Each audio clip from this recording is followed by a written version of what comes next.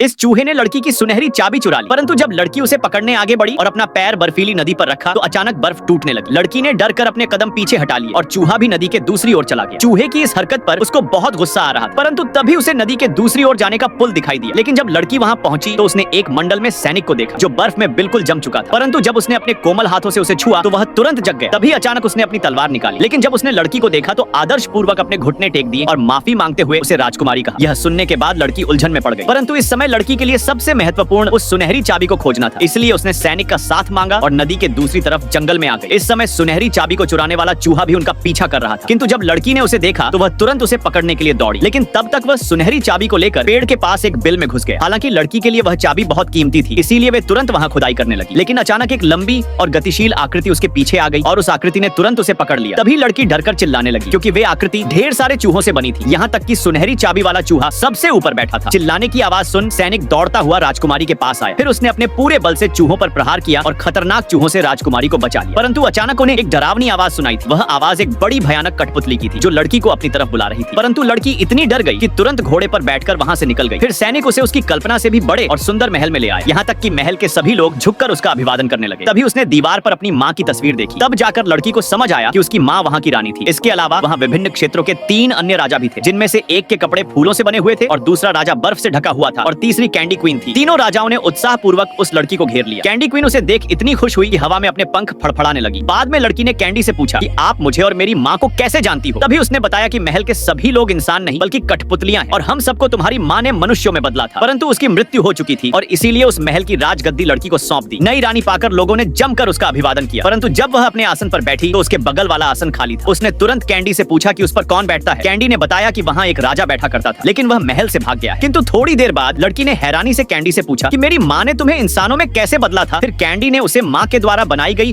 जादुई मशीन दिखाई जो कि कठपुतलियों को भावनाओं और मांस खून वाले लोगों में बदल देती थी और बताया कि अब सभी लोग काफी डरे हुए हैं क्योंकि जंगल के विद्रोही महल पर हमला करने वाले हैं और अब हम अपनी सुरक्षा के लिए सेना भी नहीं बना सकते क्योंकि इस मशीन को चालू करने की चाबी उसकी माँ के पास थी जिसकी मृत्यु हो चुकी है। तभी लड़की ने चाबी के छेद की तरफ देखा। फिर उसने वे अवशेष निकाले जो उसकी माँ ने उसके लिए छोड़े थे। ऊपर दिया गया चाबी का छेद बिल्कुल वैसा ही था जैसी कि वह सुनहरी चाबी थी जिसे चूहे ने चुराया था।